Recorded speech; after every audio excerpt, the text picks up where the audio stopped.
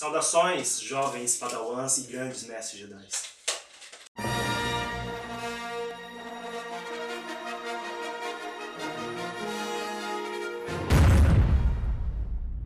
Continuando nossa saga falando dos filmes de Star Wars, hoje nós vamos falar do segundo filme, na ordem cronológica, O Ataque dos Clones. ou o quinto a ser lançado, seja assim. E o filme continua, não diretamente da onde acabou o outro. Tipo, tem uma passagem de pelo menos uns 10 anos ali pro desenvolvimento, para o amadurecimento do Anakin, né, que era um menininho. E para começar assim, uma coisa que é legal falar agora no começo é sobre o Conde Dooku, que ele era um Jedi, que ele traiu os Jedi. E a história começa aí, o Dooku ele traiu os Jedi, ele Como, tá... novamente, aquele letreiro super legal e emocionante. Logo antes ele falamos já fala sobre o Conde Dooku, ele é o líder do que é agora posso dizer, uma facção separatista da República. Sim, que também tá junto com a Federação do Comércio. Maldito vice-rei. Sim, eles estão... tá totalmente... Tudo atrelado. uma zona aquele bagulho lá. Enfim, como começa a história do capítulo 2? Começa com o atentado à vida da Padmé Amidala. Amidala. Então ela abdicou, agora é senadora pelo próprio planeta dela mesmo. E daí, isso acontece quando ela tá chegando em Coruscant pra ir com uma audiência com o Supremo Chanceler, Palpatine. Aquele velho, aquele chato pra Então, tem um projeto de alguma coisa pra... Por causa dos conflitos que estão tendo com os separatistas pra tentar... Não lembro se é alguma coisa de armamento. Menos violência, menos agressividade, digamos assim. Sim, até porque eles estão em guerra, né? Então... Não. Eles estão... É como se fosse uma guerra fria. É uma pré-guerra. Uma espécie de guerra fria, assim. Eles não estão se atacando diretamente, mas... Então, tá tendo boicote, tá tendo uma parte de coisa que começa a atrapalhar. Então, chegando na audiência com o Palpatine, temos os mestres Jedi lá, o Yoda e o Mace Windu. Mais alguns outros. E eis que surge uma sugestão, acho que veio do Palpatine. Sim, de que ela recebesse proteção dos Jedi. No caso, os dois Jedi que já são familiares a ela, que seriam são mais próximos. Nosso queridíssimo cavaleiro Obi-Wan Kenobi e seu aprendiz Padawan, Anakin Skywalker. Sim, que agora já é um jovem grande, já treinou bastante, tipo, as habilidades dele, tipo, pra idade dele sempre foram destaque. Então, no caso, os dois seriam perfeitos pra proteger. E não só isso, como que na primeira noite que eles vão proteger ela sofre um outro atentado. E nisso eles acabam descobrindo alguns planos. Eles acabam entrando numa cena de perseguição. É engraçado algumas partes, principalmente pelo fato que o Obi-Wan fica zoando que Anakin, você não vai me matar. Então, ele fala isso mais algumas vezes no filme, e a gente sabe que isso é verdade um dia. Mas é nessa perseguição, na cena assim, que eles acabam... A pessoa que tentou matar a Padmé, eles chegam nela, só que quando eles vão arrancar a informação, ela é morta por um dardo diferente que ele mal tinha, o Obi-Wan nunca tinha visto. Quem está realmente por trás. Quem está realmente por trás ali, vamos dizer, né? Que tem outra pessoa que está por trás das pessoas. Sim, e é nisso que eles descobrem que ela foi um caçador de recompensas que foi atrás dela. E daí, por conta disso, o Obi-Wan ele começa a pesquisar sobre um planeta que ele ouve falar, que é... Camino, o nome do planeta, que não constava nos arquivos dos Jedi, nas livrarias, vamos dizer assim, nos arquivos da República. Nos arquivos... É dentro da Ordem Jedi, né? Porque dentro da Ordem Jedi tem acervo enorme de informações. Sim, e eles não encontraram. Até porque, querendo ou não, os Jedi seriam, como eu posso falar, a parte da cultura. E tem um passarinho que tá piando durante o vídeo. É muito engraçado. E na busca, por isso, ele consulta o Yoda, ele corre atrás e ele acaba conseguindo encontrar o planeta, porque querendo ou não, tipo, você pode sumir com o planeta do arquivo, mas o que tá em volta acaba sendo afetado pelo planeta. Sim, aí nisso os dois acabam entrando em divisão, cada um vai fazer sua missão, né? Que agora a missão do Anakin é continuar protegendo a senadora. E o Obi-Wan agora é encontrar quem está por detrás disso. Sim, e aí nisso acontece a parte do... Divide em duas partes os filmes, vamos dizer assim, um enredo com o Anakin e outro com o Obi-Wan. Uma meia hora, 40 minutos ali. Então, de enrolação um pouco. Só que a parte do Obi-Wan é bacana, porque quando ele chega lá, ele é recebido, tipo, ele chegou não esperando nada e é recebido como se fosse esperado. Aí já fica um ar meio assim, tipo, estão esperando. Que E a raça nativa de lá explica, eles são clonadores, no caso, e eles dizem que o exército, que os Jedi e o senador pediram estavam prontos. Aí você fica assim, mas espera, a Ordem pediu algum exército? No, tipo, como assim? Só que o Obi-Wan ele começa a jogar com os caras, tipo, eu entrar vou na tentar conversa. descobrir mais, eu vou, tipo, vamos lá. E aí, Explica mais sobre isso. Vamos lá. E aí, explica mais sobre isso. Ele acaba descobrindo que, na verdade, quem encomendou os clones foi um mestre Jedi, conhecido Sim. como Saifo Dyas. e muito provavelmente em parceria com o Palpatine. Palpatine, por quê? Porque o Obi-Wan deixa escapar pros caminhos que... Deixa escapar não, ele fala, né, que o mestre Yoda morreu há cerca de 10 anos. Como se usou o amadurecimento ali do Anakin nesse período, é muito provável que tenha acontecido a aparição do Palpatine. Ou seja, ele morreu, a Palpatine acendeu o poder e morreu depois. Então teve esse tempo aqui pra ele ir atrás. Sim. E o Saifo Dyas, ele é citado só nessa parte, se eu não me engano. Sim. Só que é legal ressaltar porque ele era muito próximo Ele do era Khan. próximo do Conde Dokkan, tanto que o Conde acaba matando ele depois. É, pra você ver a proximidade dos dois. né? É uma maravilha. Mas realmente, tipo, ele era próximo do Dukan. Ele era um pouco extremista também. Só que ele nunca ia se converter por um Sith, o que o Dukan fez. Então, só pelo fato de ele ser extremista, a gente já vê o porquê que foi ele, o Jedi. Jedi que foi atrás dos clones. E também porquê que os outros Jedi não sabiam disso. Isso. E nisso eles mostram, tipo, um arsenal, tipo, é um exército gigantesco. São milhares de clones prontos pra eles. Sim, então, aí vocês perguntam, clones de quem? Beleza. Os clones vêm de uma pessoa que é quem o Obi-Wan estava realmente procurando ali naquele lugar. Que é o caçador de recompensa, Jango Fett. Uma coisa curiosa a mencionar aí é que os clonadores deixam em aberto assim que Jango pediu um clone que não fosse alterável, ou seja, um clone que não recebesse um aprimoramento, digamos assim, de treinamento. É porque os clones, quando eles criaram, eles nascem, crianças, tudo certo. É como se fosse o desenvolvimento humano nosso, normal. Só que acelerado. Isso. Então o Jango, quando ele pediu o clone, ele pediu um clone que não passasse por esse processo. E ele tem um filho. Mas não tem uma mulher. Então isso meio que... É, porque não dá pra fazer com a pode mão. deixar pra gente pensar aí aqui que realmente o menino que é o Boba Fett, mais pra frente será outro caçador de recompensas, na verdade seja esse clone. Enquanto o Obi-Wan tá lá nesse enredo vendo a questão dos clones, o Anakin tá protegendo a Padmé, que ele acaba fazendo coisas a mais do que proteger a Padmé, tanto que futuramente a gente tem o Luke e a Leia na história. Mas nisso ele começa a ter alguns sonhos, algumas visões. Algumas visões sobre a morte, a morte da sua mãe, né?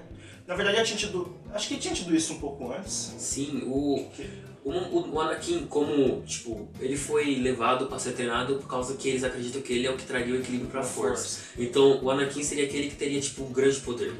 E querendo ou não, tipo, o dom de ter visões, essas coisas, é algo que não são todos os Jedi que têm. É premonição. Sim. Que querendo ou não, a gente vê que o Anakin tem esse poder de premonição muitas vezes. Sim.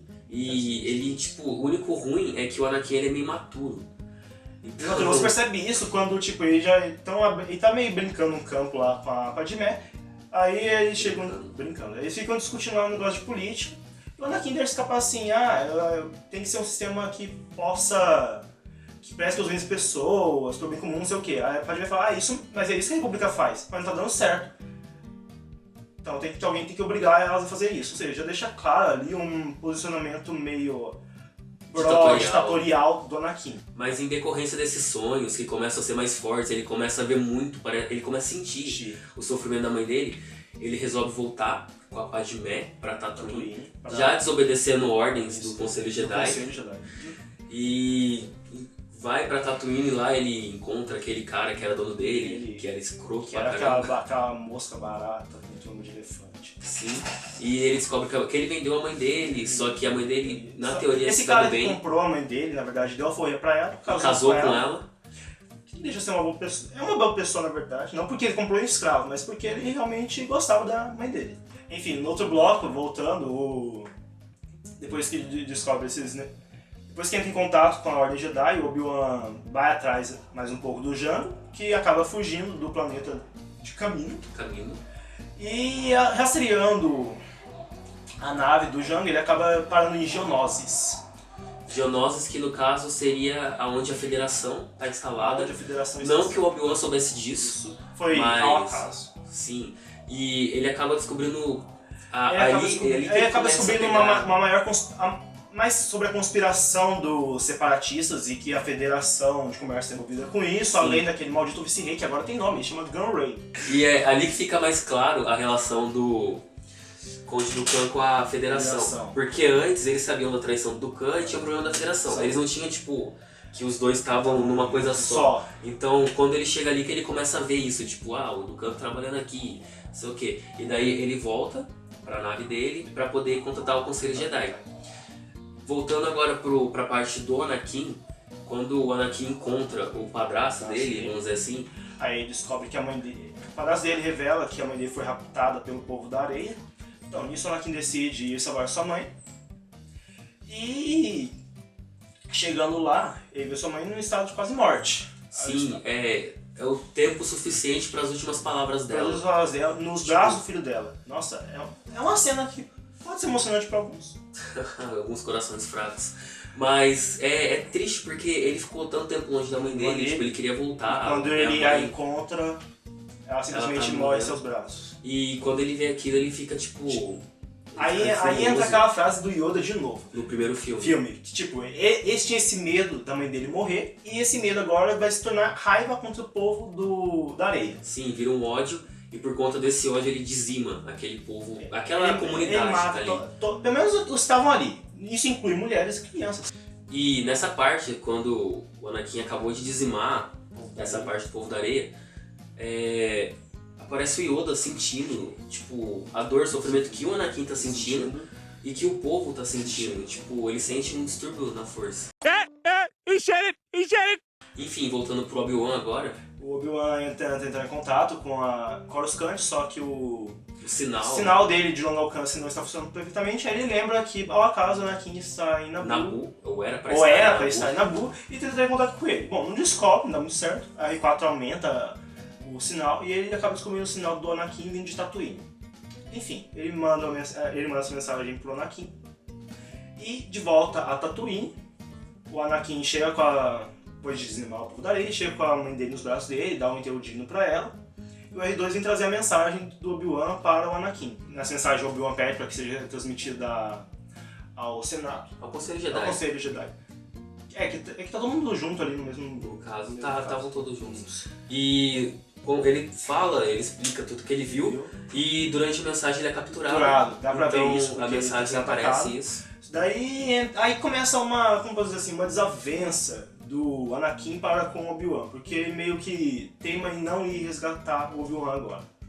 É porque o Anakin ele sempre foi meio de... Ele admira o Obi-Wan, só que ele não concorda com tudo que o Obi-Wan fala. E assim, quando o Obi-Wan dá a mensagem, ele poderia ter pensado, vou ajudar o Obi-Wan. Só que como o Conselho Jedi mandou ele ficar ali, a primeira vez que ele quer obedecer uma ordem, né? Tipo, dane-se o Obi-Wan, dessa vez eu vou obedecer uma ordem. Mas daí vem uma querida personagem chamada Padmé e ela fala assim, eu vou resgatar o Obi-Wan. Você fala, mas você não pode ir. Não, eu vou. Como eu sou missão me proteger, você tem que ir comigo. Aí por causa disso ele vai. Só que óbvio, não que ele não goste do Obi-Wan, é que ele é meio que... Ele não concorda com tudo que o Obi-Wan fala. Mas ele sempre teve o Obi-Wan como um mestre, ele...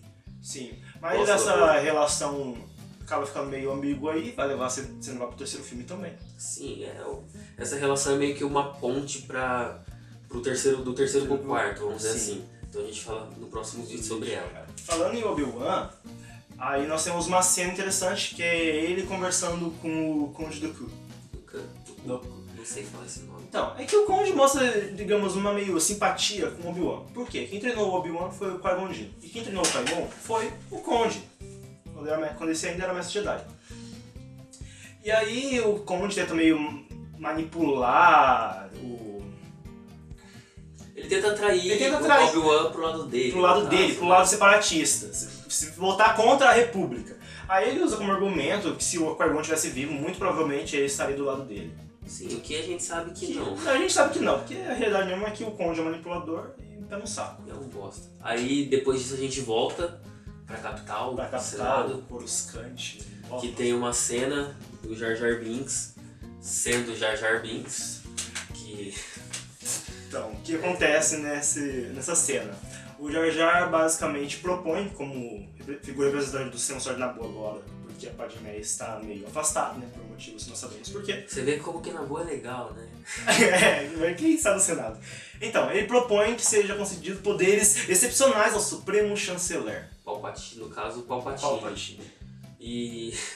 Mano, o filme começa a dar bosta aí, tá ligado? E ferra tudo, né, velho? Star Wars começa a dar merda quando o Jar Jar Binks vai pro Senado falar alguma coisa. Então, depois da cena do Senado, ele... Volta pro Anakin, aí eles vão, Anakin e Padmé vão até o Geonosis pra poder resgatar o Obi-Wan. Bom, uma tentativa em vão, porque depois os dois acabam sendo presos também. E depois que são capturados, tem uma cena intermediária ali, que é importante saltar também, que é do Geonosianos apresentando o projeto da Estrela da Morte para o Conde Dooku. Sim, é muito bacana isso, porque, mano, a Estrela da Morte, cara. Você já criou um link enorme pro quarto filme. Pra tudo, porque a Estrela da Morte é só a arma mais poderosa do universo. A gente vai falar mais dela falando do quarto filme. Só que, tipo, é uma coisa que é animador quando você vê, tipo, dessa nova... Você vê que eles tiveram cuidado ali de, pelo menos, encaixar, fazer a história ser coerente. Dessa nova trilogia, que seria o episódio 1, 2, 3, pra mim, o terceiro filme é o melhor e essa foi uma das cenas que mais, tipo, mesmo sendo, tipo, é um take só, tipo, é muito rápido. Mostrando o projeto já é uma coisa grandiosa, porque, tipo, caraca, velho, a Estrela da Morte. Só queria falar isso.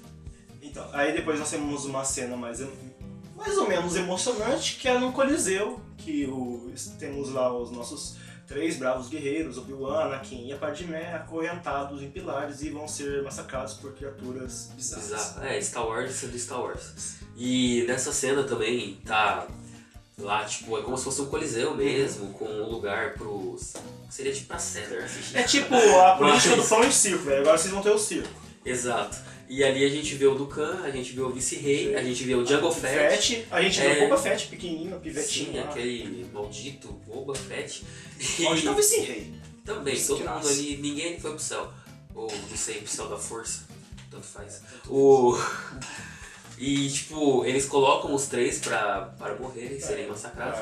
E daí só que é uma tentativa meio frustrante, né? Porque os 3 acabam se virando muito bem contra os bichinhos. Sim, e tem também a cena do Mestre Windu entrando com o capuz ali atrás deles, ameaçando eles. É um Jedi negão. Ele chega também o reforço dos Jedi, e aí eles começam a tretar contra as forças droids também, porque aqueles bichinhos não conseguem fazer mais nada, né? Os 3 monstrinhos foram subjugados pela Padmé, pelo Obi-Wan e pelo Anakin. E aí entra os droids em cena pra tentar acabar com os Jedi. E esse existe, é o cerco de droids fechar ali. Sim, porque são muitos droids, né? Contra os Jedi. E eles seguram bem até chegar o reforço dos clones. Por quê? A decisão do Palpatine, a decisão do Condição do Senado acabou interferindo que o Palpatine agora teve poderes e usou esses exércitos pra mandar ali, pelo menos pra tentar. Sim, e é legal que quando o Windu vai resgatar o Obi-Wan, no caso, o Yoda fala que vai ver o que ele pode fazer. E é o Yoda que chega todo B10 lá, Thug Life, com um exército de clones nas costas. E em toda essa treta, em toda essa luta, o Windu mata o Django. E o Dukan começa a fugir, eles brigam com o Dukan várias vezes. O Yoda treta com o Dukan e é muito boa a cena. O que acontece? Nisso o Dukan tenta fugir, aí o Obi-Wan junto com o Anakin vão atrás. E chega até o nódulo de fuga do Conde. Aí tentando parar ali começa o nosso conflito final desse filme. Sim, o Obi-Wan é derrubado, o Anakin perde o braço. O Anakin prematuro ali pensa que é fodão e se ferra, perde o braço e cai inconsciente lá, assim, nem grita por dor dessa vez. Aí chega o Yoda, aí nisso os dois começam a tretar, o Yoda tendo uma vantagem. Tem a vantagem, até que o Conde decide jogar sujo e tenta jogar uma pilastro de pedras em cima do Anakin e do Obi-Wan. Aí pra salvar os dois, o Yoda deixa eles escapar. O Yoda tira a atenção do Dooku e o Dooku escapa nesse momento. Lembrando que o Dooku foge com os projetos da Estrela da Morte. Que é simplesmente... É isso, o Estrela da Morte é o ponto X ali, tipo, presta atenção nisso. Então, após essa cena, nós entramos nas cenas finais do filme, que é o desfecho do capítulo 2. E ali, tipo... Nessa primeira batalha, tipo, primeira batalha realmente teve. Porque antes eles estavam em estado de guerra, mas como eu falei, seria uma guerra fria. Então agora a guerra realmente começou, que serão as Guerras Clônicas. Sim, tanto que você... As cenas começam assim com o Dooku chegando em Coruscant, né? Sim, entregando os projetos para o Lord Sidious. É importante falar também que todos os outros tiveram nome, né?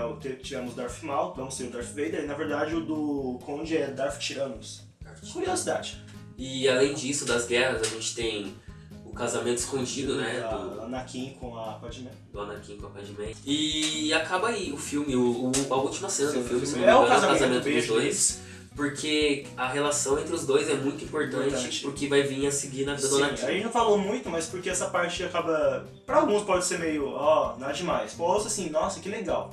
Mas é importante porque é o vínculo que eles criam que depois vai levar ao desfecho do capítulo 3. Um pouco a atuação dos atores também, tipo, não transpareceram, tipo, um romance. Até porque o que leva o Darth Vader a ser o Darth Vader é uma perda que é o seu romance. E o certo era isso ter sido construído do 2 pro 3, e no 2 isso ficou meio vago. É então, tipo, aquela parte que nós falamos, foi dividido em duas partes do filme, o Obi-Wan lá descobrindo os planos descobrindo sobre os clones, e a parte do Anakin. Infelizmente a parte mais interessante acaba essa parte dos clones e você acaba deixando de lado a parte do romance ali. O que segue agora a gente vai falar no terceiro filme. A gente também pode estar trazendo um vídeo falando um pouco das Guerras Clônicas, só que daí a gente vai deixar pro final dos vídeos falando do filme. E a gente encerra esse bloco por aqui. Não deixe de assistir os próximos para você poder ir sabendo de tudo pro cinema assistir o 7º filme, que falta pouco tempo. Falta 5 semanas. Não, por aí. É por aí. Nossa, tá chegando, cara. Dia 17 e a gente se vê no cinema. E é isso aí, aquele abraço e até. Que a força esteja com vocês.